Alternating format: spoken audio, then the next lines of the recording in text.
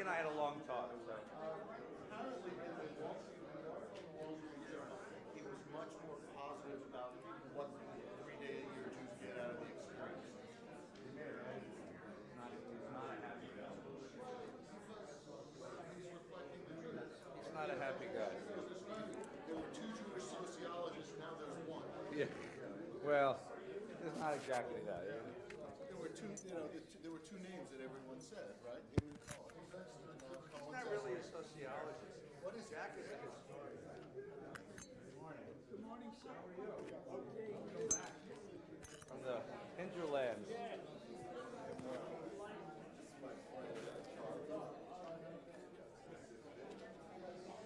What's up? Is it online? Is this thing? No, because I just figured it out. It's been a very rough week. We'll get to What are it. you going to do with that microphone? You going to use it or I'll pass it around. Well, Gelman's not here today, so we may not need it. So.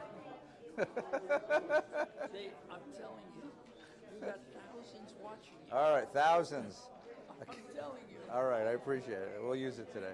Good morning, everyone. Shabbat shalom. I did fix the air conditioning. I don't know if it's going to work. So it seems to have turned off. It's cold. It's hot. It's a postmenopausal air conditioner. What can I tell you? It blows hot and cold, right? Good morning. I hope everybody's well. Shabbat shalom. This is the last Shabbos of the year. This is the end of the Torah. We're reading Nitzavim Hayom, which is the wonderful Torah portion at the end, where it's really the right Torah portion for Rosh Hashanah, because it's the covenanting ceremony of the Jewish people as the journey comes to an end. And of course, tomorrow night the holiday begins. So, if you are a member of Valley Beth Shalom, you should have already received your tickets. If you did not receive any tickets, you need tickets to get into the shul. Okay? The only reason we use tickets is because we need to control the crowd and make sure everybody has a place to be, and we want to make sure that everybody is safe. So if you're a Valley Beth Shalom member and you didn't get your tickets, please call the office first thing tomorrow morning. The office staff will be in the office first thing in the morning, and they would be delighted to take care of you. Okay? If you are a member of another synagogue, make sure you have whatever you need to get into their shul, tickets or whatever. If you did not arrange that, call them tomorrow morning and see what they'll do for you. Tell them I said so. If you're not a member any place, we would love to have you here. Services here for the holidays are actually quite nice. We learn together, we pray together. It's a little more formal than this, but because there's like 10,000 people here. But we'd love to have you. Call the office in the morning and we'll work that out for you. If you have resources, we will lighten your soul and enable you to make a very large contribution or a small contribution to Valley Beth, the Jewish life. If you can't afford it, whatever you pay for a coffee at Starbucks, we'll take. I mean, it's really important that you come and be part of a community, and we don't want money to get in the way of that. So please call the office first thing in the morning. The office staff goes home at about noon, and there is an emergency line that's on for people that have various kinds of emergencies. So if you call after 12 noon, you will get the emergency line, and they won't be able to help you with high holidays. And that's kind of frustrating for everybody. So please get this taken care of first. Now, if you're coming here for high holidays, the parking's going to be somewhat restricted, more than usual, because of the construction that we're doing. So there will be parking in the lot. It'll be double parking, so you'll have to leave your keys. And there'll be a bunch of people running around. If you have a handicap sticker, there is valet. You need to have a handicap thing, so pull up to the valet and they'll take your car and you can go right into the shul. If the parking lot is full, and it will be by 11 o'clock in the morning, the building next door has some limited spaces. The building across the street, the red building, the Wells Fargo building, has some limited spaces, and the parking restrictions in the neighborhood have been lifted. So you can park in the neighborhood even though it says you can't. Just don't park in front of driveways or fire hydrants, because the neighbors really get down on that sort of thing. We strongly recommend that you get a ride, carpool, or use Uber or Lyft. There is a coupon. It looks like a little car, the coupon. You should have gotten it with your tickets. It's also one on the counter outside. Come on in, come on in. that'll get you a $5 discount to Uber, which means that for most of you, it'll be almost free. It'll end up costing you $3 to get here. But the nice thing about using Uber is that a lovely young person comes to your house in a brand new clean car, picks you up, brings you here, drops you off. You walk right into the shul. You don't have to park. You don't have to worry about where you're parking. And then when the synagogue is out, there'll be a long line of cars waiting to take you home. It's like limo service, only cheaper and really useful, and it makes everybody happy. So please try and do this, okay? If you get absolutely crazy frustrated, I live up the street, and for $25, you can, no. Kidding. Although my kids had this idea. Abba, we can sell spaces in the driveway. No, don't do that. Yeah, please. I just wanted to test that I had a wayward daughter call me on Thursday and tell me that she's coming. Yeah. And I talked to Not wayward. She's returning home to the shul. For God's sake, this is what we want, Billy. You know what So wayward Susan means, Rubin Bill? and your staff Yeah. got her a ticket Yeah. in one day. Susie's lovely. And we either have reserve tickets. There are some reserve tickets in the second service and the Malkin service. And there are things called floaters, which means you take any available seat, and we'll do this for people, right? There will be seats in all the services. You can sit. Your ticket gets you into the building. Then, if a ticket has a seat number, that seat's for you. If you go there and there's somebody sitting there, sit on their lap. If you go and sit in somebody else's seat, stay there until they show up, and then let them sit on your lap. I mean, we're a cooperative shul. Second day, it's open seating all around. So we're just going to do morning services, so it's open seating.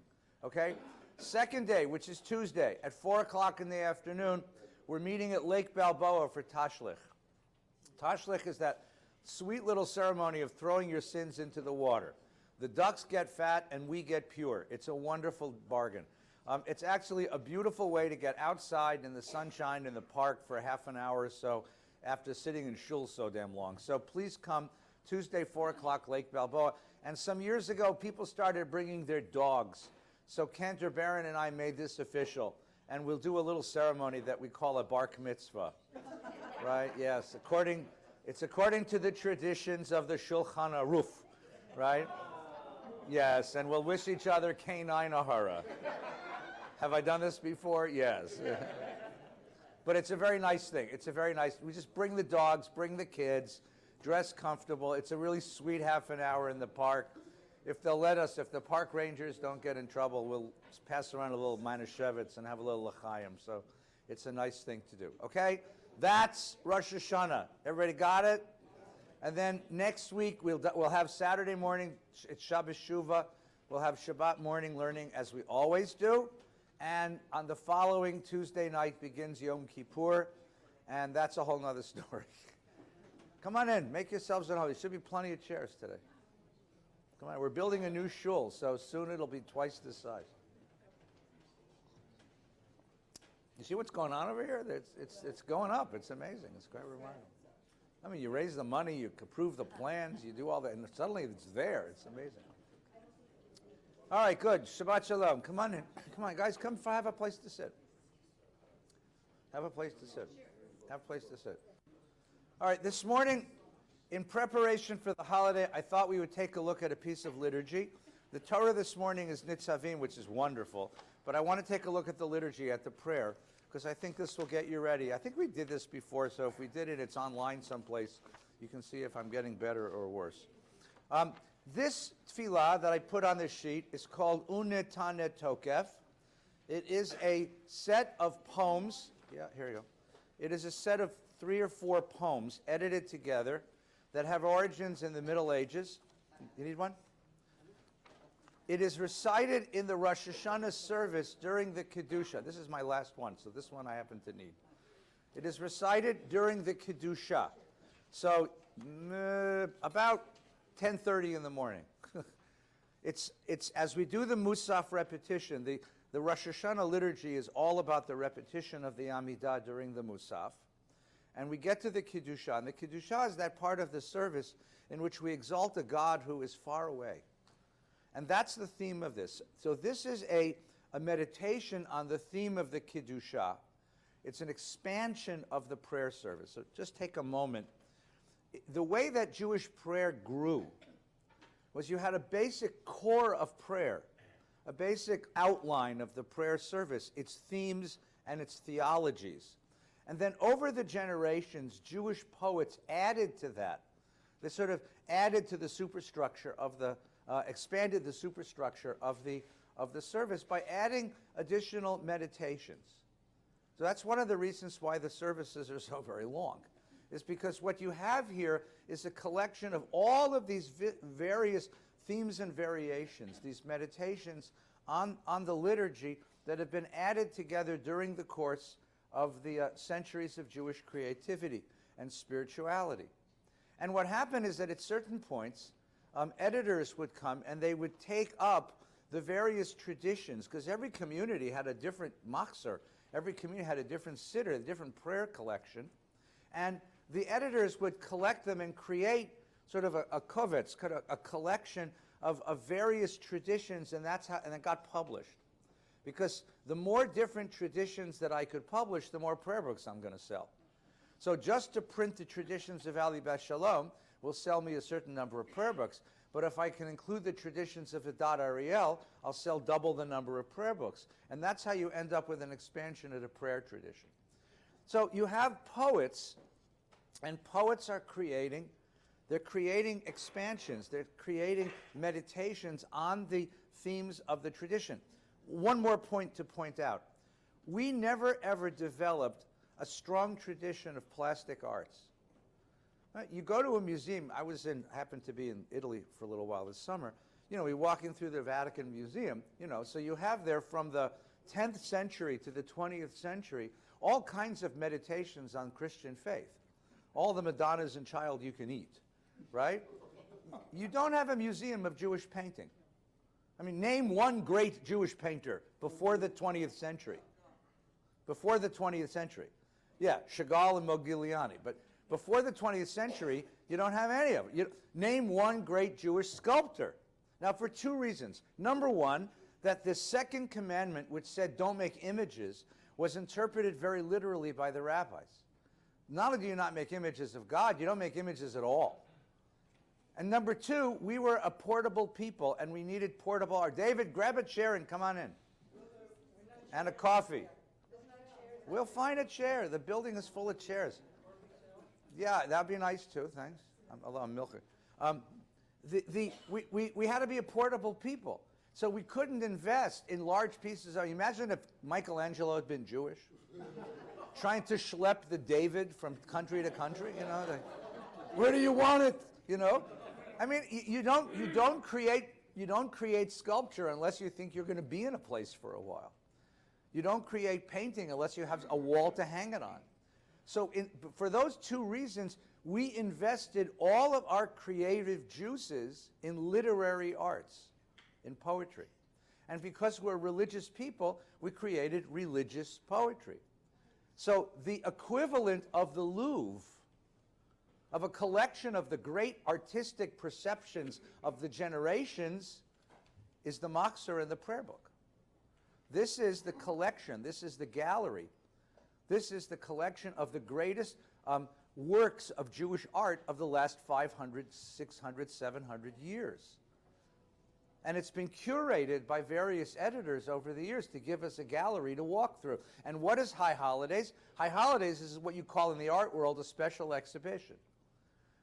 So you have a special exhibition based on a special theme, and that's what the High Holidays are. And because the poets knew that you were going to be sitting in shul for quite a while on High Holidays, there's an extraordinary large amount of liturgy for the High Holidays, much more than for Shabbat, for example. Does that make some sense? Yeah, please. Question. Yeah. One of the great composers of, I think, the 16th and 15th century was an Italian Jew named Rossi. Solomon Rossi. We don't use his music. Yeah, well, because it's kind of stiff and old and interesting. It is interesting. We've done a concert of his before. Look, so what Michael's pointing out is something very important. So you have artistic souls, Jewish artists, and they are going to create prayer, and in this case, music for prayer. Where do they get their inspirations? Some of them, of course, got their inspirations from their own deep spirituality. Many of them, and we don't talk about this enough, got their inspirations from the artistic world in which they lived. Italian Jewry, Italian Jews, had a very open relationship with the culture in which they lived. So Salomone Rossi was a 16th century, 17th century composer. He was composing for the general stage, for the opera stage, and at the same time he was composing synagogue music. And it all sort of mushed together. And so his synagogue music sounds like 17th century Italian opera. Okay? Ami Aloni, who was our in-house composer, was composing television music. A lot of it. So as I listen to Ami's compositions, I always wonder, what show that was created for. Right? When you hear, ho do, ladonai ki tov, ki leolam chasdo, that sounds like the beginning of a detective show. To me it does anyway, right? Ma'ashiv ladonai kol tagmulo hi alai. That's a Western, you know? Ma'ashiv ladonai. Right? Don't you think so? Right? Don't you think so? Right? But say Yisrael, you know, that's a march. I mean, Ami was creating, right? Phil Cantor-Barron wrote 400 songs for Disney. No, really. He wrote songs for Disney shows, Disney exhibits. So if you listen to Cantor-Barron's melodies, they sound an awful lot like the rides at Disneyland, right? Right? Adon olam asher malach b'terem kol yitzir nira le'et nahasa b'chefsa hakol azai melech shemo nikra. We've always done this. So the point of this is like this. When you're going through the machzor, when you're going through the siddur, I spoke about this to Douglas before. One of the ways that makes it useful and gives something to do while you're sitting for hours and hours in synagogue is imagine you're walking through a gallery and stand in front of each piece, stand in front of each poem, and look at it the way you'd look at a painting on a wall in a gallery, on the wall of a museum. And ask yourself, what is the view of the world that the artist who created this piece of prayer wanted me to see? Because when I stand in front of a piece of art in a gallery, I want to see the world through the eyes of Caravaggio, or the eyes of Raphael, or the eyes of Michelangelo. I want to see how Michelangelo sees the world. I want to see how Caravaggio sees the world, right? How many people in human life have ever painted pictures of flowers? Everybody.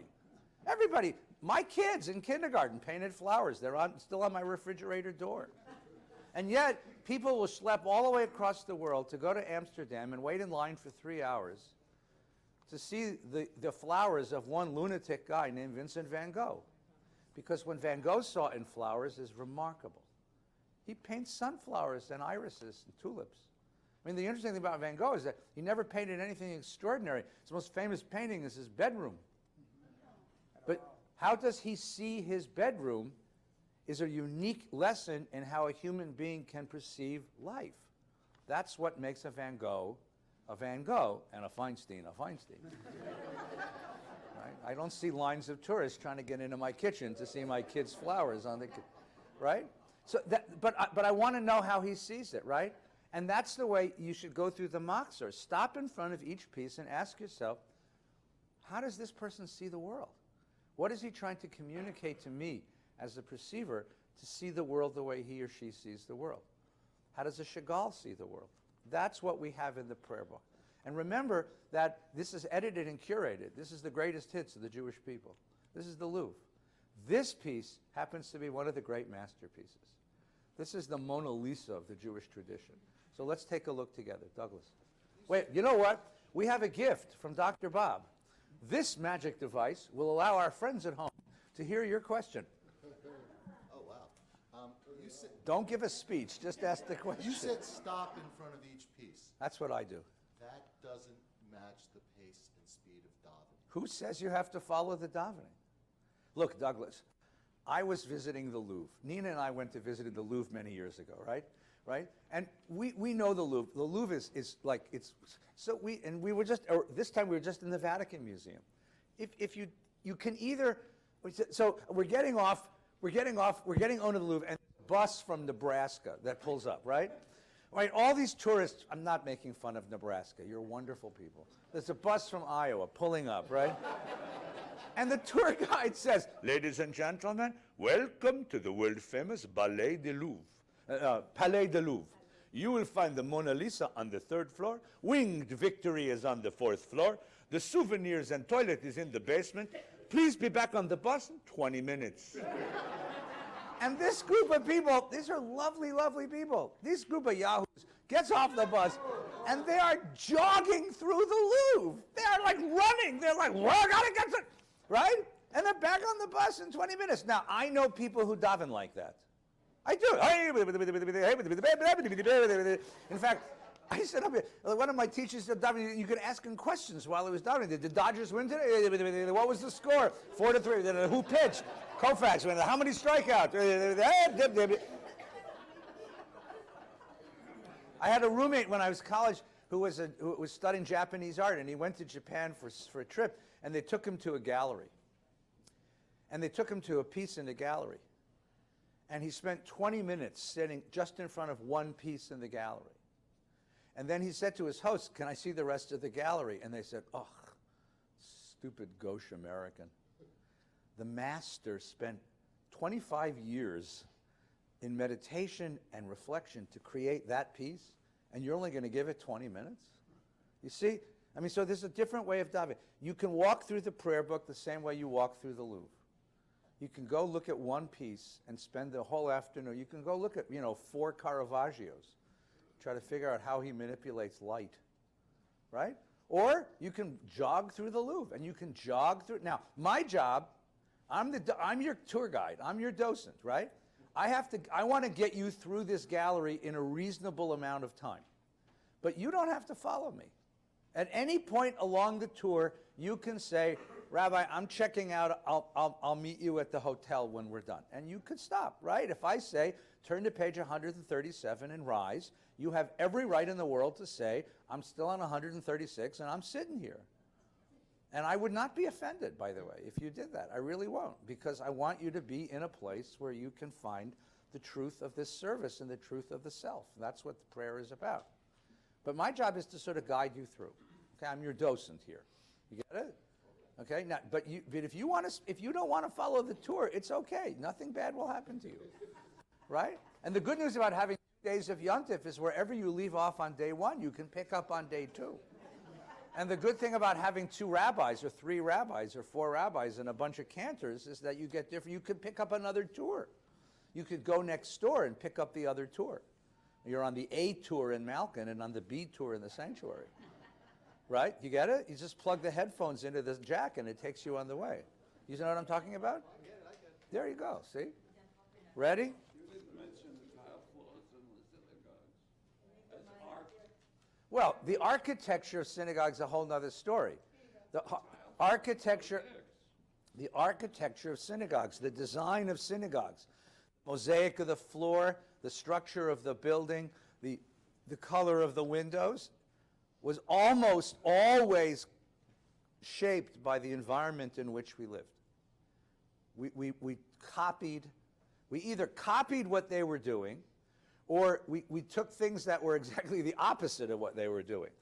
Right? Look at Wilshire Boulevard Temple. Wilshire Boulevard Temple was built in this neo-Moorish style because Hollywood and artists in the 30s thought that's what Jewish buildings ought to look like.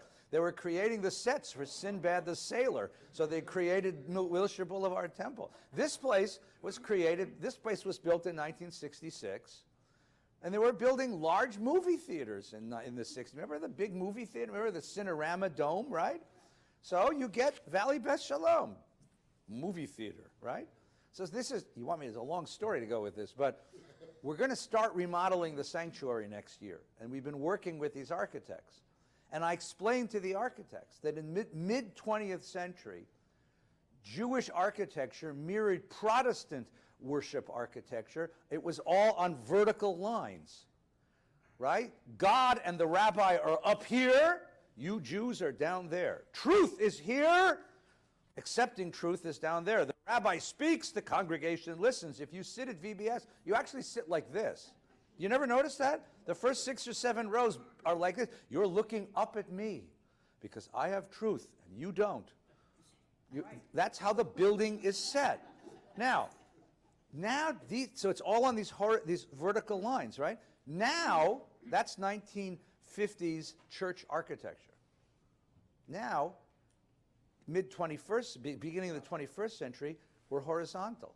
We share truth. We ask questions. We dialogue. It's all curved lines and it's all horizontal. It's a circle, not a line, so we're going to remodel the sanctuary into giant circles. And it's going to be in a way that we can all be close to each other. The rabbi's not going to be 20 miles high.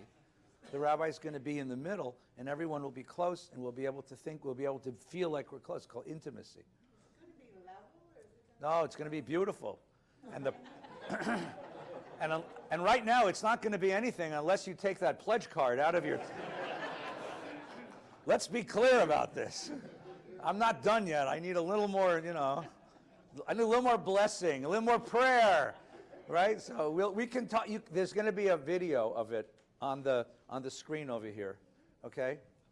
I don't know if you saw this, but there's actually a film now about the remodeling of Wilshire Boulevard Temple, right? It's at the Lemley.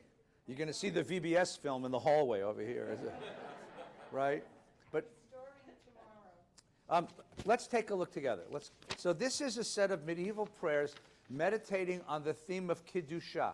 And the theme of Kiddusha in this context, has to do with God's exalted nature, God who's distant from us, far away. Le'ela u'le'ela, higher and higher. So it begins with this, this is a connecting line, a bridge. Uvechein lecha ta'aleh Kiddusha ki ata Elohim melech. You are high above us. And here it begins. Ready? Now, the translation is okay. We can do better.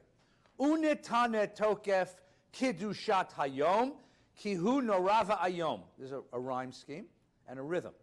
Unetane tokef, ascribe great holiness to this day, proclaim the holiness of this day. Ki hu norava ayom, because it's awful and really awful. Yamim noraim means days of awe, means awful days, means difficult days. This was not a happy holiday in the mind of the tradition. Why not? Ki bo tinaseh malchutecha v'yichon bechesed kisecha v'teshev alav be'emet. Theme number 1, God's kingship. On this day, God's kingship will be exalted, will be risen up, and God will sit upon the throne in truth and in love. Where did we get this from? If you open the Torah, you will discover that this holiday is listed in the Torah, but there's something very peculiar about it. It's not Rosh Hashanah. It says on the first day of the 7th month, Yom Tru'ah, shofar blowing day. It's not Rosh Hashanah. Where did we get the idea that the first of Tishrei is Rosh Hashanah? We got it when we went into exile. In 586 BCE, the Temple of Jerusalem, the whole city of Jerusalem, is destroyed by the Babylonians, and the leading citizens of Yerushalayim are taken off to Babylon in exile. In Babylon, we were given pretty much freedom, and we wandered around the city. We were small town folks. Jerusalem was not a big city. Babylon was New York. And right in the middle of the town of Babylon, there was a huge man-made mountain. It's called in archaeology a ziggurat. Huge man-made mountain. The word Bavel, Babylon, Babel, Bab, gate, El, God, the gate of God. This is the place, they said, where heaven and earth touch. And where does heaven and earth touch? At the top of that mountain. And once a year, on the 1st of Tishrei, that's Sunday night, they had a ceremony in which the emperor and the priests would climb that great mountain and offering all kinds of rites and sacrifices. God, the god of the town, Marduk, and the emperor would be crowned king. Marduk, the patron god of the empire, and the emperor, his son. His son. This was a political, religious festival that took place on the 1st of Tishrei. our ancestors, because the temple was destroyed on Tisha B'Av in August, got to Babylon just in time for the ceremony. And they'd never seen something like this. They'd never been in a city this big. They'd never seen a man-made mountain that large. They'd never seen anything that large. And they never saw a rite, a ritual so incredible. And they stood at the bottom of the mountain with their mouths gaping, going, we got to take this. Jews, wherever we went in the world, for architecture, for music, for art, we always borrowed, ripped off, the things that we saw that we liked, scrubbed them clean of their pagan roots and pagan illusions, and made them ours. So they took the Babylonian kingship festival, the Babylonian covenanting festival, and they turned it into Rosh Hashanah. So what is the principal word you're going to hear over and over and over again in the liturgy? Melech. God becomes king. No earthly king. God becomes king. And we, God's subjects, are going to do for God what the people of Babylon did for the emperor. We're going to cheer. We're going to establish God as king of the universe. Bo tinaseh malchutecha. That's the first theme of the holiday. Now, we can come back to this in a minute and ask, well, what does that mean today? But let's just leave it there for a moment. Questions? Any questions so far? That's theme number one. Okay. What is Rosh Hashanah New Year? Because it was New Year's in the Babylonian calendar. And we lived in Babylon for 75 years. And we learned how to sign our checks for 1 Tishrei. Right? Right? If you write a check and you sign it 1 Tishrei, Chase Bank frowns on that sort of thing. So you and I write our checks. We go, September, whatever it is, September 12th. But you use the dating system of the land you live in, and we borrowed it. We took it. The Bible thinks the year begins in Nisan. Now, the Mishnah, which is the later Talmudic literature, is going to reconcile the various calendars. It's going to say, for certain purposes, the first of Tishrei is Rosh Hashanah. For taxes, by the way, it's the first of Adar, the first of Nisan. It's like the first of Nisan is April 15th on the Mishnah calendar. The taxes are due. So for different purposes, we have anyone here an accountant? So you have fiscal years that end at certain times, right? So that you have this becomes the beginning of the year. Okay, that's theme number one. Ready? Come with me now. The last word of that sentence is emet, which means truth. Now, if you're in the choir, anyone ever been in the choir for high holidays? It's a great experience. You learn how to sing emet, emet, emet, emet, emet, which means truth, truth, truth, truth, truth. And now we're going to switch to theme number 2, right? Emet. Ki atahu dayanu mochiach yodea ve'ed kotev chotem sofer umoneh. There's a game on television called the $100,000 Pyramid, right? What do all these people have in common? Dayan, that's a judge. Mochiach, a prosecutor. Yodea is a witness, an expert witness. Aid is an eyewitness. Anyone get it so far? Kotev is a recorder. Chotem is a notary. Sofer is an auditor. Moneh is another kind of auditor. All those things are people you find in a courtroom. Right. You are in a courtroom. You are in a courtroom. Right? V'tiskor kol hanishkachot. You, God, you play all those roles in the courtroom. You are the judge and the mochiach, the prosecutor, and you know everything, and you're the one writing it all down, and you're the one auditing the books. V'tiskor kol hanishkachot. And not only that, but you not only know what we know, you know all the stuff we tried to forget. Right? V'tiftach et sefer hazichronot. You open the book of remembering. Ume'elav yikareh. Now that's a really interesting, I'll tell you what, it means it's a self-reading book. It's something, it reads itself, like a Kindle, right? V'chotem yad kol adam bo. There was a folklore. There was a folklore that when you died, what happened to you? Right? If you want to see this folklore, actually see it, go rent Albert Brooks's movie, Defending Your Life.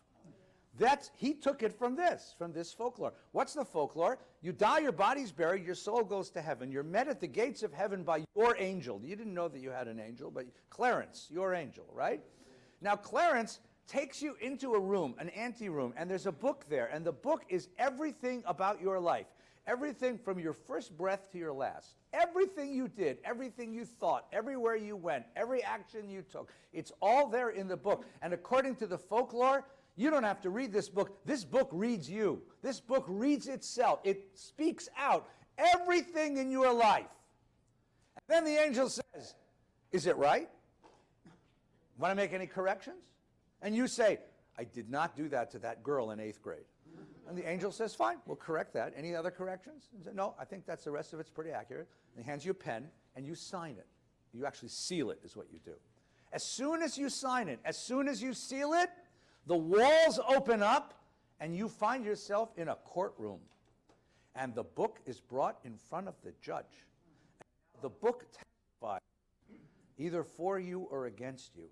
And God decides what's going to happen to you. In this folklore, right, life, like a birthday cake, has 7 layers. You can either have 7 layers of heaven or 7 layers of hell, depending on what is written in that. And you can't dispute the record because you signed it. So, what is Rosh Hashanah? It is a rehearsal for the day of your death. It is a rehearsal of your last day in the universe, the day after your death, actually, the day of your judgment. It is your day of personal judgment. That's what Rosh Hashanah is offered here. That's the image. That's the symbol. Okay, Bruce? How do you make sense of this emotionally? Yes, well, I'm very cleverly avoiding all of those interesting questions. Because I always find the high holidays to be the 3 worst days of the year. Where's the mic? The mic is here someplace. Here, hang on just a sec. We're getting good at this, so I have to get my Carol Merrill routine down. Here you go. Go ahead, please. What I was going to say is I always find the high holidays to be the 3 worst days of the year to be in synagogue. And You think you find them the 3 worst days? You come stand with me for a little while, baby. But beyond the crowds and the parking, emotionally, I always find material like this very old-fashioned, if I can use that word. Sure. Very difficult to relate to. I'm glad you said that. I think that's And honest. So how do you... Okay, I think it's a very honest reflection. Let's separate for a moment the crowds and the parking from the content of the holiday. Okay? First of all, the notion that all of us come together once a year, twice a year, 3 times a year to renew the covenant. This is a checkup. This is a coming home. This is a check-in. This is a reconnection with my community, my family, and my peoplehood. I think that's a very powerful thing. It's a pilgrimage. Once a year, we make a pilgrimage back home again to the place where we reaffirm my identity as a member of the Jewish people. That, I think, is a very compelling thing. Okay? Now, what's the business of that moment? The business of that moment is introspection. The tradition is trying to figure out, how do I get Bruce to tell the truth? Because, not you, I mean, the tradition knows that all of us live lives, and we have, because we're human beings and we're sophisticated human beings, a phenomenal ability to rationalize, to defend, to lie to ourselves, to imagine ourselves as different than we really are. There's a piece of research that said by the age of 3, kids begin lying about themselves. There's a really interesting piece of research. I had kids make pictures of themselves, and they choose pictures of themselves, and they'll always, this is something called a positivity bias. You always think you're prettier than you are. You always think you're thinner than you are, right? I don't know how many of you have bathroom scales that lie, but, you know, because I need it in the morning. I mean, life is tough. I want to know, oh, look, I lost 30 pounds, you know, since last night, you know. We have this enormous ability to say, to not look at ourselves. So what would it take? What psychological mechanism will it take for me once a year to focus on the truth about myself, to see who I really am, to really see my failures, to really see my shortcomings, to really see my faults, and to understand, to try to grasp the patterns of behavior that are breaking me, that are leading me astray, the dead ends that I get stuck in my life. What does it take? Now, some of you are therapists. It takes a lot of work in therapy to get a person to that place. And I won't ask Judy, but how many people, how many clients, as they're getting close to that place, drop out of therapy? Because I don't want to confess to the therapist that I'm this self-destructive person, or I'm the one that destroyed the family, or that the reason why the relationship fell apart was because of my shortcomings and not that horrible person. We're really good at this. Really, a whole catalog of defense mechanisms. So the tradition pulls out the most powerful solvent it has, death. And it presents us with the reality of death. Right? On Yom Kippur, they hint at it. And on Rosh Hashanah, they hint at it. And on Yom Kippur, they stick it right in your face. Yom Kippur is a rehearsal of the day of your death. You're going to fast all day long, which for Jews is like dying, right? You're going to abstain from all bodily pleasures. You're going to wear a white kittel. Now imagine this. The thing we're going to bury you in, your burial shroud, you keep hanging in the closet all year. On Yom Kippur, you take it out, dust it off, put it on, and wear it for 25 hours. You're not supposed to wear shoes because you don't get buried in shoes. In other words, you walk around like a corpse for 25 hours. Right? Now, in medieval Europe, there was a custom among certain monastic orders that a monk would not have a bed in his cell. A monk would sleep in his coffin. That's morbid. But once a year to experience that can be constructive. Because by confronting us with our mortality, by confronting us with our finitude, by confronting us with the reality that nobody has an infinite number of tomorrows, you wash away an awful lot of the defenses and the dodges and the excuses, and you confront a person with who they really are. That's what this is trying to do. That's what this is trying to do. Now, you can imagine, you'll see the judgment here. Some of us imagine there really is a book in heaven where God writes down the whole story of my life and decides if I'm going to live or die. Right? Some of us take that as a metaphor. That's what we're all doing. We're all the time writing our life story. We're writing our autobiography. And the question is, what's the story of your life going to be? And what has it been up to now? And what is it going to be going forward tomorrow? And how do I get you to see what you've been doing up to now and where you're going tomorrow? And take seriously, take honestly what this is. So you use all of this imagery of judgment and terror in order to get people to face themselves with some honesty. That's the psychological meaning of the holiday. Okay? Instant therapy.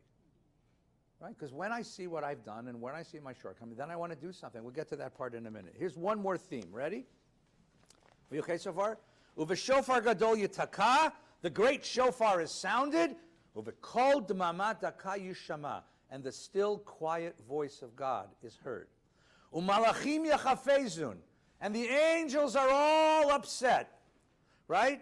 Vechil varad yachezun, and they're seized with fear and trembling. V'yomru hinei yom hadin. This is Judgment Day. Here's our third theme, the end of days. The Bible, the Hebrew Bible, has a theory of the end of days. Right? The Jehovah's Witnesses only borrowed it from us. There was a day that the world began. There's going to be a day the world ends. And what's going to happen on the day the world ends? Everyone's going to have to make an account of who they are. Right? So what happens instead is that this happens every year. We rehearse this at Rosh Hashanah. Now, the scene begins in heaven. And the angels are worried about this. Now, there's what's called in Talmud a kal v'chomer, an a fortiori argument. An angel doesn't have a body. My Bubba used to say, angels don't have pockets. Right? If an angel doesn't have a body, so an angel is never tempted by all the bodily sins that tempt us. An angel doesn't have a body, so the angel doesn't deal in money like we do, or sex like we do, or kichel, or mandelbread like we do. If an angel who doesn't have a body is worried about what God's going to do when he judges him, you and I are in big trouble. The angels in heaven are worried. Because all the hosts of heaven, everybody who lives in heaven is going to be judged. Even they're going to be judged. Ki lo yizku beinecha bedin, because they're not exempt from judgment. V'chol ba'ei olam yavrum lifnanecha kivnei maron. And all who live on earth shall pass in front of God, one by one, like a flock of sheep. This time of year, I used to live in Texas. When I first started my career, I was in Texas, in Dallas, Texas. It's a fine city to live in. And next door to Dallas, 30 miles to the west, is Fort Worth, Texas. Now, Fort Worth, Texas is a fine city because right in the middle of Fort Worth, Texas, are the stockyards. And it just so happens that this time of year is the great gathering. They gather in all the little shepselach, all the sheep, and all the little cows. And I used to bring my kids, and Yona was so cute. He was 4 years old, and he'd sit on my lap, and we would watch. This is so amazing. You have this big corral, and the guy opens a chute, and these little animals come running by. And there's a guy with a clipboard writing down numbers and more than that. And Yona would say, "What's that man writing?" Right? Now, I couldn't say to the kid, that man is deciding whether that little shepselach goes back out to the fields or goes to the Burger King. You know, that would skew it. I said, "Oh, no, he's writing down his birthday." You know. "Oh, really? Yeah, so they make sure they celebrate his birthday this year on the right day." "Oh, that's nice. Yeah, that's nice. Keep believing that, kid." Right? But that's the image. One by one, we walk in front of God. Each one of us, individually, alone, which is an amazing idea. Yes, there's 7 billion souls on this planet, and many more in the universe, I'm sure. But each one of you matters in the eyes of God. And the actions you took, the choices you made, the decisions you engaged, the life you're living is important to the Creator, important enough that once a year He wants to look at His creation and see how you're doing. And decide, kivakarat roa edro, like a shepherd gathers his sheep, umavir tsono tachat shivto, and he lets the sheep go under the staff. That's how they used to do it. V'chein, now here's a whole bunch of words that are alliteration. Kein tavir v'tispor v'timne v'tifkod nefesh kol chai. And so you pass and you count and you account and you decide the life of everything that lives. V'tichtok kitzba l'kol bria, and you decide the fate, what's going to happen to everything that's alive. V'tichtov et gzar dinam, and you write down your judgment of what's going to be. So you're judged based on what you've done. So the fundamental question is, given the life, if there were a complete accounting of the last 365 days of the year, and you presented this to the judge, would the judge give you another year? Do you deserve another year of life? Look, life is expensive, you know. Should I invest another year of life in you? Or did you waste the year that I gave you? Did you add to my creation, or did you subtract? Did you help in the world, or did you take away from it? What did you do with the gift of the year?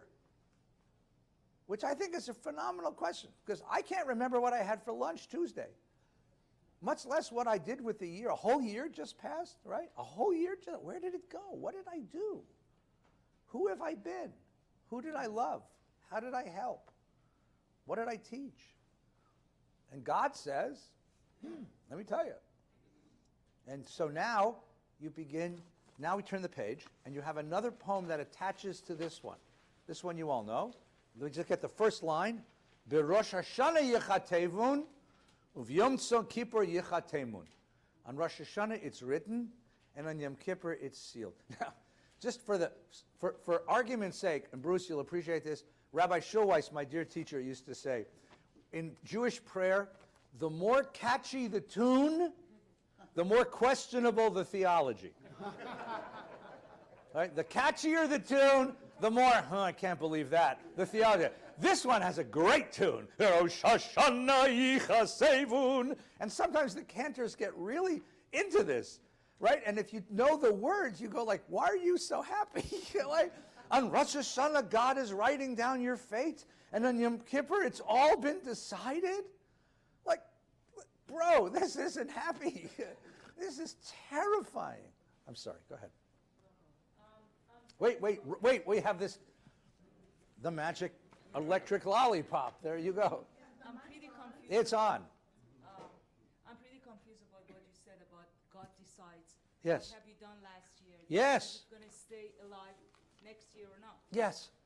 But there's so many people. Yes. That they're good people. Yes. They haven't done anything bad Yes. for many, many years. Yes. But they pass away. But why does That's what I said. The nicer the melody, the more questionable the theology.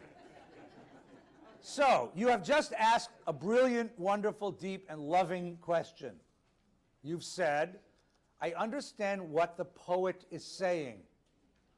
The poet believes that everything that happens in life is in God's hands. And God is just and loving.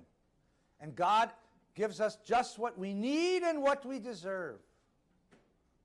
And so God writes in a book, my name, and based on what I've done up till now, what I need and what I deserve.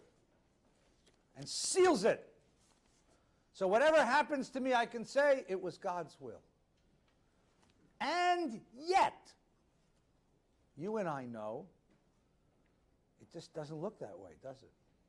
We know kind, gentle, sweet, loving, righteous, brilliant, creative, talented, wholesome people who suffer, and terribly, who suffer all kinds of ways. And we know mean, awful, terrible, destructive people who seem to be doing real well. The world as I live in it doesn't seem to reflect this reality. What do I do when a prayer that I'm saying does not reflect the world? It's more than it just doesn't reflect my reality. That would be unrealistic. If the prayer was simply unrealistic, I don't mind looking at art I don't believe in. I was in the Vatican Museum. I'm looking at Madonnas and Childs. It's not my religious language, and yet I can appreciate the beauty and the love and the creativity and even the depth and spirituality of a Madonna and Child. I can appreciate it. I could appreciate this. But there's something about this which is more than just unrealistic. There's something about this which is hurtful. Because what it really says is, whatever happens to you, you damn well deserved. You earned it. And you and I know you can't believe that, because that places a tremendous burden of guilt and responsibility for things that it just doesn't make any sense. This hurts. This is a hurtful theology. This is the reason why my mama had always found a reason to leave the shul before this prayer was said. She would sit in shul. She'd like listening to me, and she liked the cantor. She liked sitting with the family, but somewhere in the morning she'd say, I'm going to go look in the kitchen. And Mom, they're not doing a kiddush. I know, but I'll look anyway. And she'd leave because she couldn't say this. She couldn't say this prayer. It was because it's not only is it unrealistic, not only is it somewhat factually difficult to accept, it's morally difficult to accept. It's difficult morality. So what do you do with that? So we're going to come back to that question in just a moment. Can I wait just a moment to come back to that question? I promise I will come back to that question, because that's the question. But Rosh Hashanah Yechatevun, Yom Tzom Kippur Yechatemun. On Rosh Hashanah, God writes down the decision, and on Yom Kippur, it's sealed, so you have 10 days to litigate. 10 days to appeal. 10 days to figure it out. And what is God deciding? And now the poet's really going to rub it in. Kama yavarun v'kama yavairun. How many are going to enter the world and how many are going to pass away? Mi yecheo mi yamut. Who's going to live and who's going to die? Mi bekitzo mi lo bekitzo. Who in the time, the fullness of their time, as they say, and who before their time? Mi ba'eshu mi ba'mayim mi ba'cherev mi ba'chayim mi ba'rav mi atzama mi ba'ratz ma'gefa. This is the Sears catalog of ways you can buy it, ways you can die, right? You can die by fire and water, by sword and by beast, by hunger, by thirst, by earthquake, by plague, by... Now there's all the capital punishments, by hanging, by stoning. Mi anuach umi anua. Who will have rest and who will go wandering? Mi yishaket umi yitaref. Who will have peace, quiet, and who will be torn up, tormented? Mi yishalev umi yityaser. Who will have wholeness and who will be tortured? Mia aniu, mia asher. Who's going to get poor and who's going to get rich? Mia shafel, who's going to fall down? Mia rum, who's going to rise up? And if you stop right there, we'd be good Calvinists. Because that's Calvinism, right? God decides what's going to happen to you, and there's nothing you can do about it. But now the tradition throws in these three things. There's only one way you can litigate the decision. Tshuva, tefillah, tzedakah, mavirin et roa hagzera. Tshuva, you do repentance. You change. You decide, I'm going to be a better human being this year. I'm going to be more generous. I'm going to be more kind. I'm going to be more considerate and be more mindful. Tefillah, I'm going to pray. I'm going to ask God. I'm going to pour my heart out in front of God. And tzedakah, I'm going to make a very large contribution to Valley Beth Shalom's building fund. And that will save my poor, sorry life. Right? That's what the prayer says. And the problem is, as you said a moment ago, it ain't necessarily so. I mean, we know people whose lives are full of tshuva, tefillah, and tzedakah, and they still suffer. So how do you say this prayer? But first, let's see what it says. It posits a very black and white, simple, morally structured universe. Be nice to live in that universe. I like this universe. This is what the Torah reading is about today. Moses in today's Torah reading says, listen, you keep the rules of the covenant, all the blessings are yours. You violate the rules of my covenant, you're going into exile. You will wish you'd never been born. You'll go into exile, and then you'll realize what I was talking about, and then you'll do tshuva, Moses says to the people, and then I'll let you come back, but only then. Now, let me tell you something. I would like to live in that universe. I just want to make this clear. Wouldn't it be great if there was a cosmic highway patrol? And for people who are unkind, cruel, mean, selfish, nasty, destructive, the cosmic highway patrolman would pull them aside and write them a citation, right?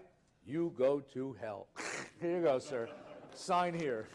Wouldn't that be great? Wouldn't it be great if every time a guy sold drugs to a kid in a high school, a 10,000-pound weight would fall out of heaven and smash him to bits? Wouldn't that be lovely every time a politician opens his mouth and says something untrue, a snake would fall out? I mean, wouldn't it be great? Wouldn't it be great? Wouldn't it be wonderful? Every time an airline delays my flight and an airline clerk gives me a hard time, the company goes bankrupt and they all get fired the next day. Wouldn't that be wonderful? I would like to live in that universe. Wouldn't you? Well, maybe no, because sometimes I do some of that stuff and that's kind of scary, right? But that's not the universe we live in. The guy who sells drugs to the kids in high school gets rich. The airline that gave me a hard time, their stock just split, and the politicians, can I tell you? So what do we do with this? What do we do with this? How do we live with this? Now, one thing we can do is simply say, my mother's solution was, I'm just not going to say it. I'm just not going to say it because I don't live in this universe. I would like to, but I don't. And this universe, this picture of the universe is ultimately very, very hurtful to me.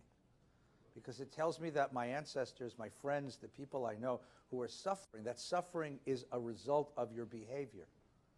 Your fate follows your behavior. And I don't believe that happens. So let's see if we can find a different way to read it. Michael, you want to suggest something? Yeah, Do you want to give this? Oh, yeah, hang on, let me give you.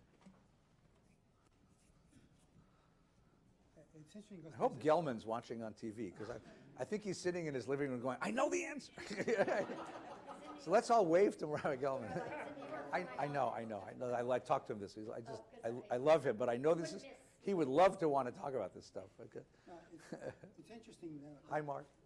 It's interesting, though, that there's a counterpoint to this. Yeah. In the Torah portion. Look, yeah.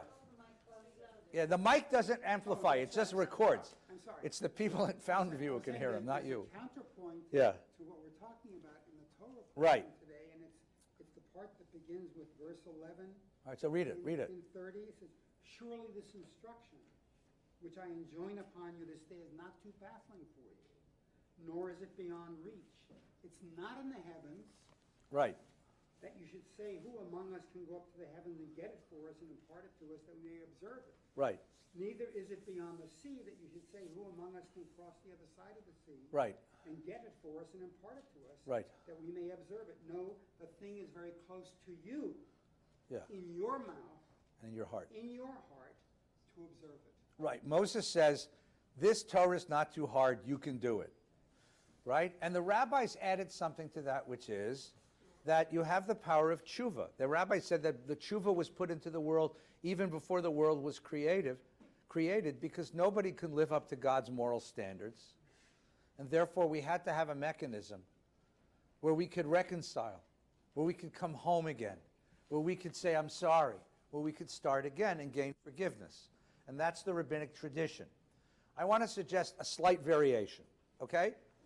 So I think that the way you've read this, if you read it literally, that's the way it reads. And I'm sure that's what the poet who wrote it meant.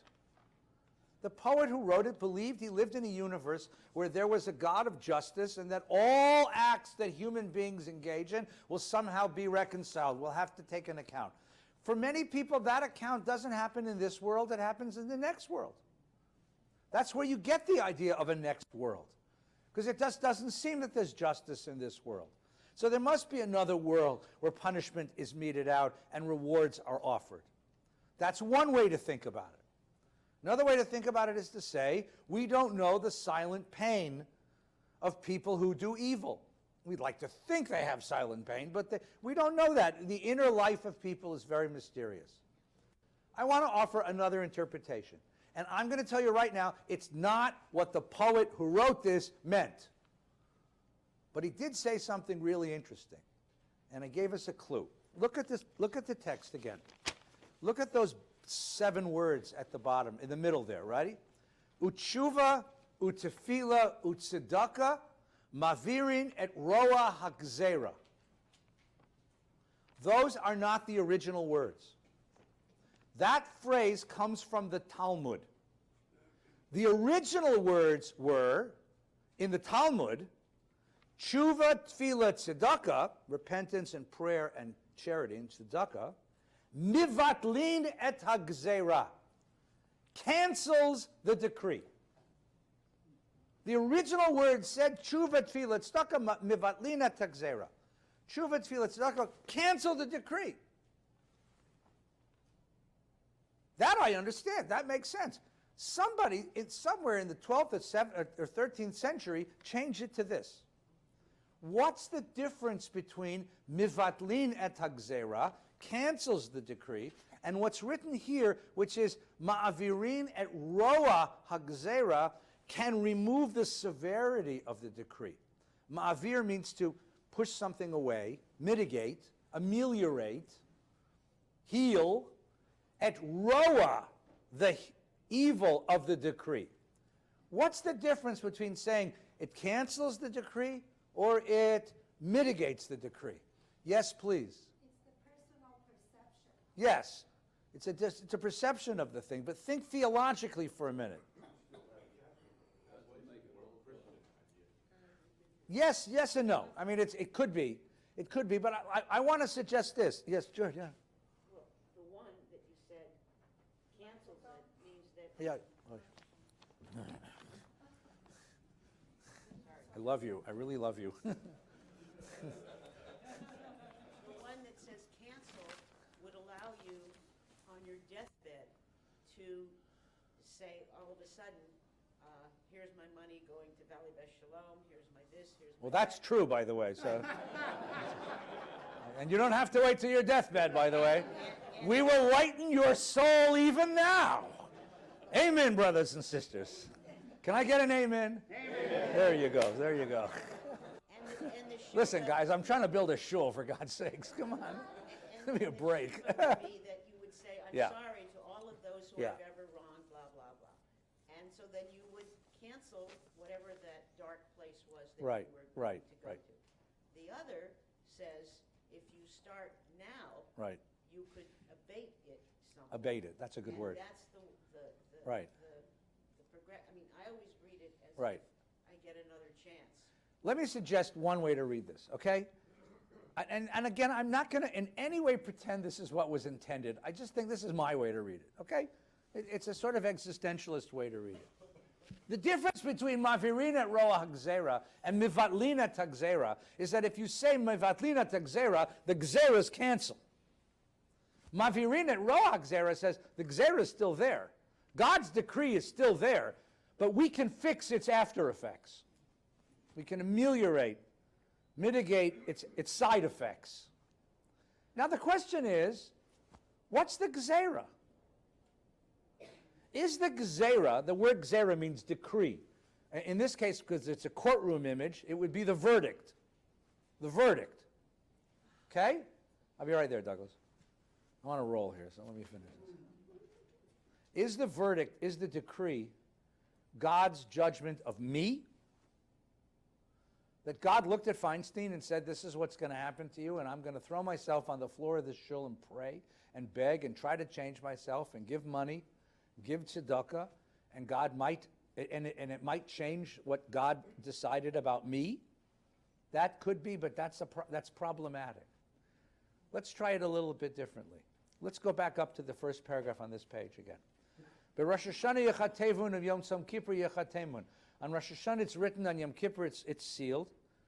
Kama yevairum v'kama yevaru. How many will live and how many will die?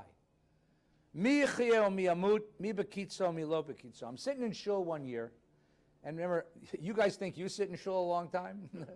I'm there like all day. And I'm reading this, and I'm tired, and my mind's wandering a little. Believe it or not, the rabbi does that too. And suddenly it occurred to me that the normal way that I read this is about somebody else.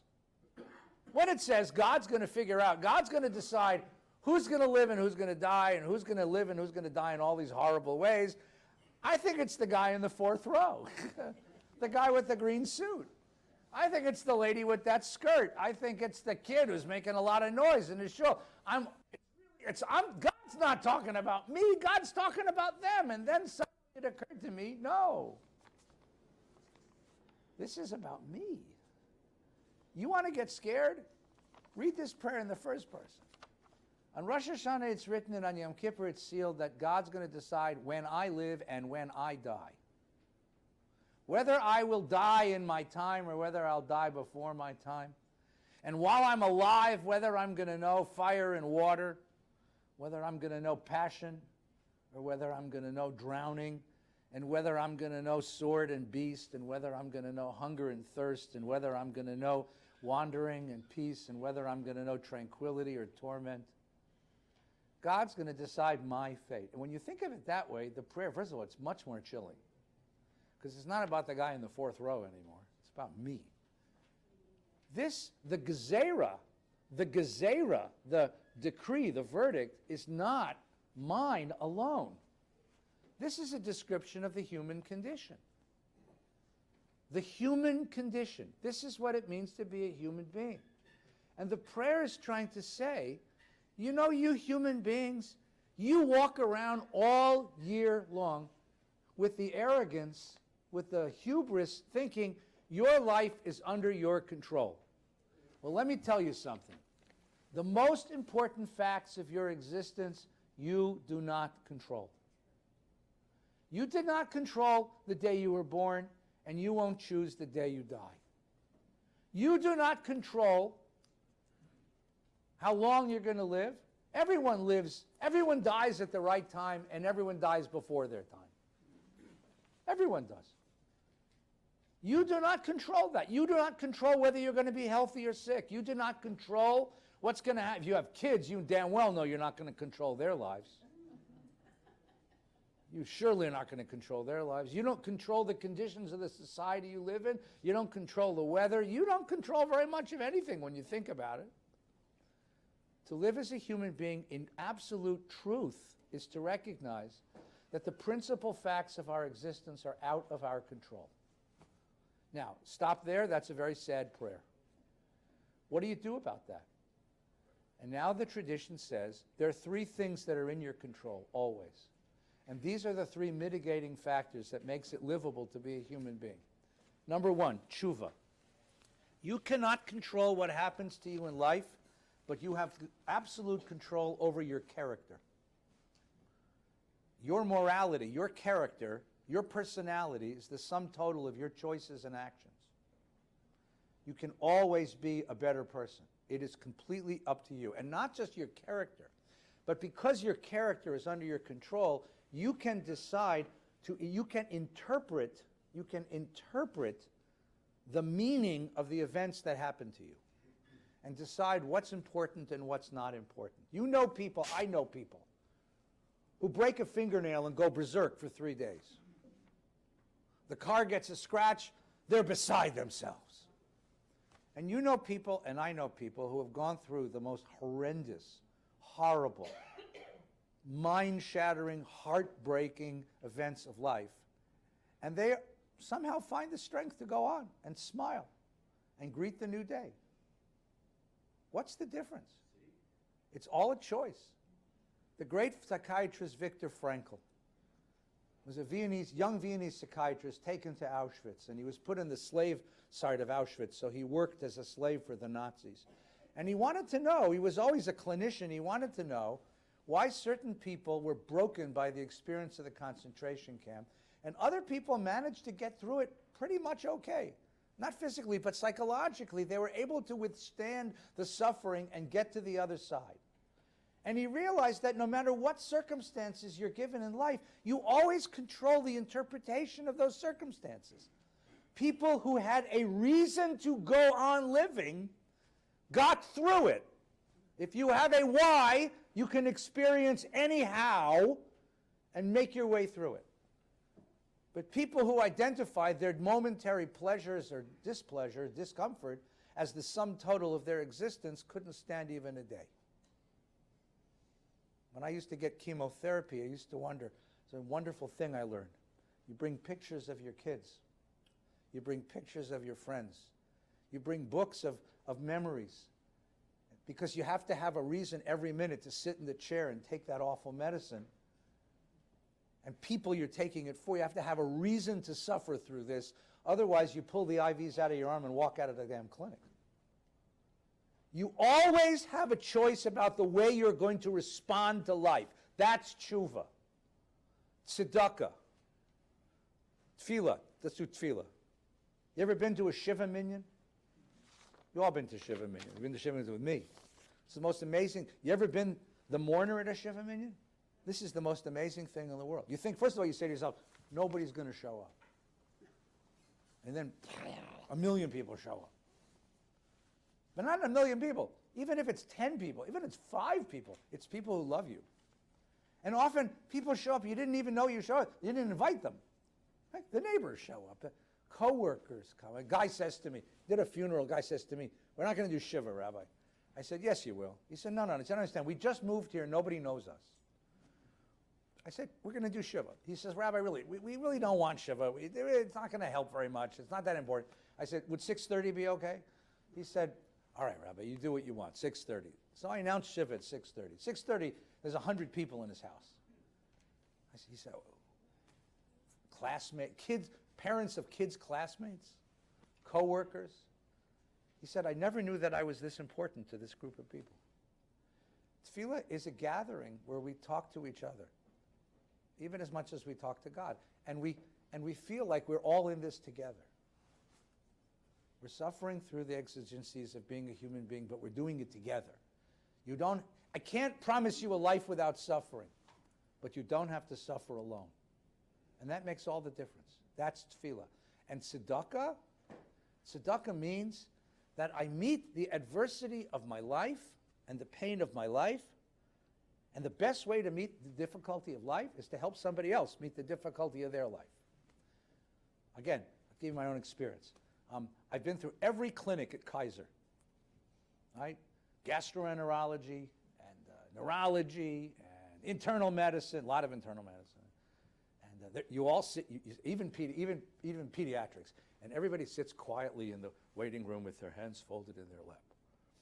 Oncology is the chattiest waiting room there is. You walk into oncology, that's cancer treatment, and after you've checked in, you sit down, and everybody wants to know, what do you got?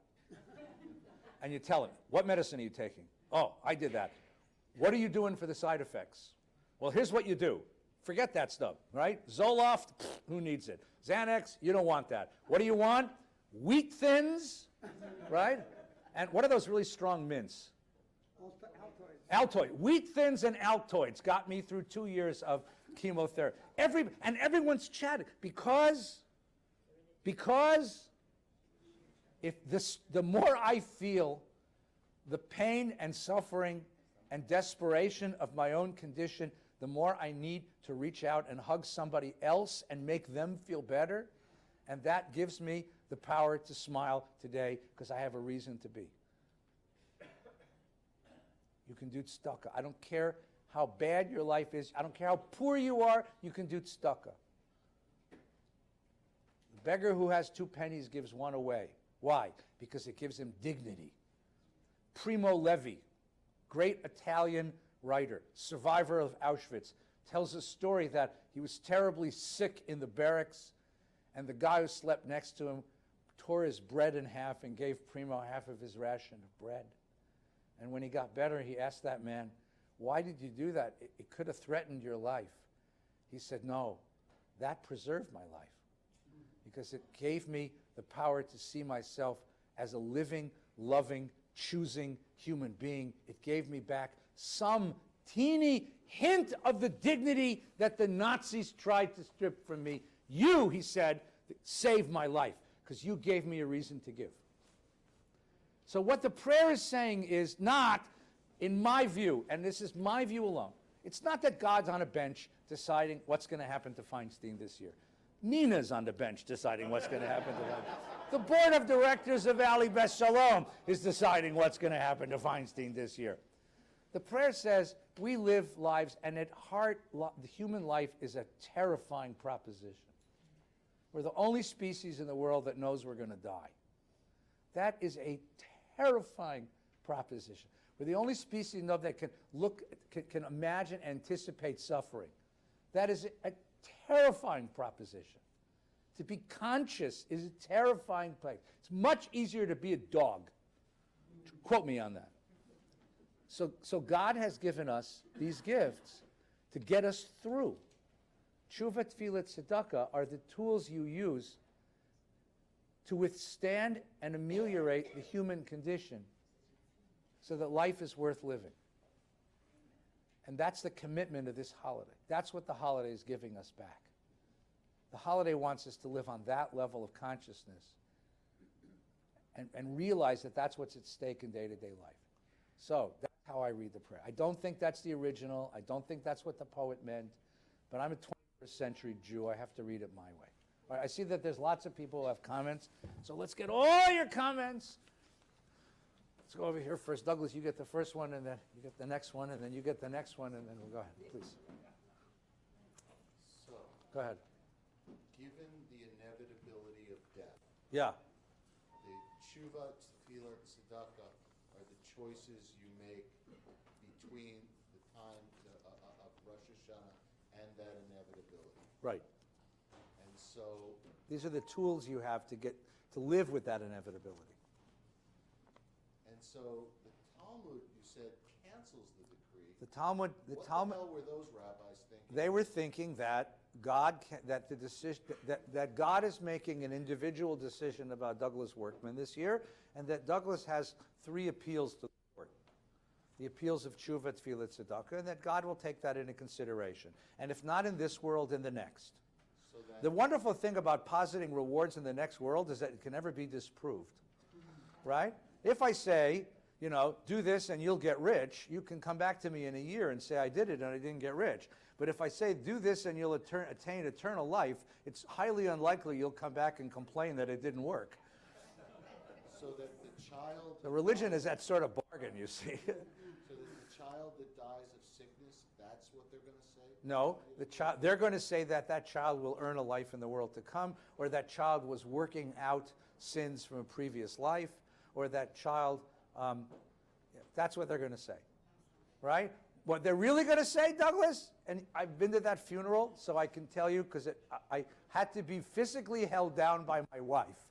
They're going to say, in very pious tones, We don't always understand how the Lord works in this world, but we have to trust that all things are given in God's hands and offered to us with God's love and wisdom.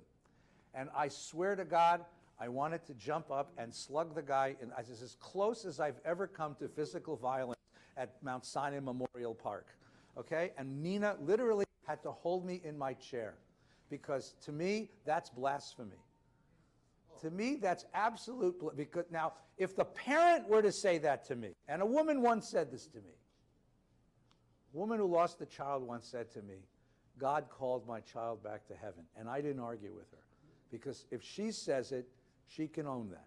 But if you say it to her, what you're telling that mother is that the world is a pretty awful, dark, nasty place where God steals children. In the real world, people who steal and kill children go to jail. Why isn't God subject to that same justice? So I was very angry at this particular rabbi, right? And it took my wife's rather strong, she's a strong girl, to hold me from accosting the young man.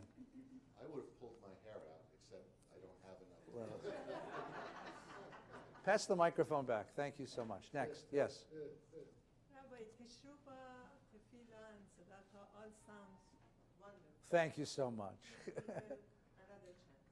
But doesn't that give people the thinking that I can do a year of evil, Yeah, and then I can buy it? yeah. Give some tzedakah before Rosh Hashanah. Except here's the thing. It's a good question. Can I do evil and then buy my way out of the judgment, right?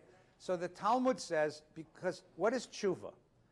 Tshuva is a process of change, but it's not just a process of change. Do you really believe people can change? No, hang on. Yeah, yes, but let me. It's really hard, and one of the elements of change is making amends. You have to go and pay back what you stole. You have to go back and give back what you take. You have to stand in front of the person you hurt and apologize and make that person whole. There are certain crimes you can't pay back what you took. You can't give back what you took. You can't make whole with that person. So that becomes a very difficult thing. And therefore, there's certain acts for which there is no complete tshuva. Now, can a person change? Can a person become a... Yes, I think they can. It's a very long, difficult process. It's a very long, difficult process. And if you know, the other night, Rabbi Borowitz was here. Rabbi Mark Borowitz is my chavrusa, is my study partner and my friend. And he is the rabbi at Beit Tshuva. So here's a rabbi who deals with people who are criminals, drug addicts, molesters of all kinds. I mean, he deals with a real wonderful group of Jews, you know. And he works with them to see if he can get them to change. And many times he's successful. But it's a very long and difficult process because it means facing the self and acknowledging what I've done and really taking into the self the pain that I've poured into the world. And how do you do that? I mean, how do you give back to a family that you've betrayed? How do you give back to a spouse or children or parents that you've betrayed? How do you give back to a society, a community that you've betrayed? Much less if you've really damaged someone deeply inside. It's one thing to take money from somebody. It's another thing to take their sense of themselves from them, their dignity and their safety in the world. Right? But Mark works with people and tries to get them on that path to see if, and the Talmud says a person can at one point say, Ani acher. Why does God forgive us? Because I say, Ani acher, I'm a different person than the one who committed that crime. And because I'm a different person than the one who created that crime, God can forgive me. You see?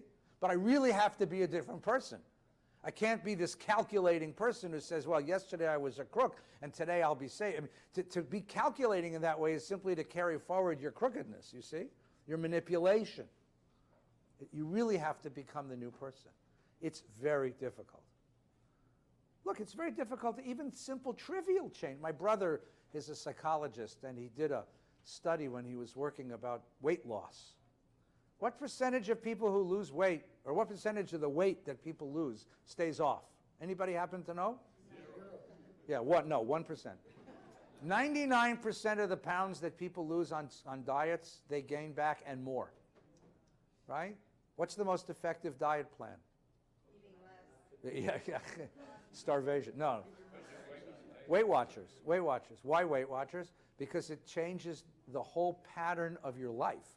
It changes your relationship to food. It changes the way that you think, the way that you eat. It's a change. It's a really Jewish program. It has a halacha. It has weekly rituals. I mean, it really, when you think about it, it's a bunch of Jewish ladies started Weight Watchers. I mean, you go to shul once a week on a Tuesday night, and they have a ritual, and you have to face yourself, you know. And then there's a halacha, how much you eat, and you think Jewish law is complicated. You look up the rules of Weight Watchers. Oh my God, we have 613 commandments. They have 10,000 points. I mean, it's unbelievable. Every pineapple, every peach, every glass of, oh my God, because it changes you slowly from the inside. It changes you. That's what makes it. That's what makes it effective. Fear of punishment. Fear of punishment. Keeps you from sinning. Doing the sin. Sometimes fear of punishment can keep you from sin, and sometimes it's not the most effective. Yes, Sergio. I think with this we have to finish because it's getting late. Rosh Hashanah is almost here. Just one question. We're all going to die, right? So, To my knowledge. yeah. If you know anyone who's an exception, let me know. But the thing is, how does our theology take into account that? So every time that you die, that a person dies, he did something wrong, but we're all going to die. No. So how is So that there is explained? there is an opinion in the Talmud that articulates what you just said. There's an opinion in the Talmud that says death is a judgment, and people die because they sin. That's the reason why at a funeral the bracha is Baruch Dayan Emet. Praised is the righteous judge. But really, there's a counter opinion. There's another, and Jews always have counter opinions, that death is not a judgment. Death is just a fact of biological existence. You know, when I have to explain this to children, I tell them, God put us into bodies. God decided to put us into bodies, right? God didn't have to do that. We could have been free-floating spirits. But we live in bodies. Now, having a body has certain distinct advantages. Chocolate chip ice cream, hugs from my children, and a cool swimming pool on a warm day. Distinctive advantages of living in a body. There's one huge disadvantage to living in a body. Bodies are made out of stuff, and all stuff breaks. All stuff breaks was the second law of thermodynamics of Rabbi Yitzchak Newton. He gave it a Hebrew word. He called it entropy. All stuff breaks is the second law of thermodynamics of Isaac Newton. You are made out of, so eventually all stuff breaks. Now doctors can keep your stuff running much longer than they ever could before. Nutrition will keep your stuff running more than before. Exercise helps an awful lot. But eventually all stuff breaks. It's not God's judgment. Right. The question is, what do you do with the time you got? Now, knowing that, on the one hand, I don't want you to become paralyzed with fear and sit quietly in the corner till the moment comes. I want you to live. But I want you to live well. And on the other hand, I don't want you to have just moral license to go and do whatever you want. I want you to live and be holy and righteous. So how do I inspire you to live a holy life? That's the question of the rest of the Torah. Ladies and gentlemen, a happy, healthy, sweet New Year. Shana Tova. Thank you, Dr. Bob. Thank you for, I'm getting better at it. Getting better at it. We'll get a few more. No, one is fine. I just have to figure out a way to Remind yourself. get it. Excellent. Thank you. I hope it's a happy, healthy New Year. Thank you. Same to you. A happy, sweet, healthy New Year.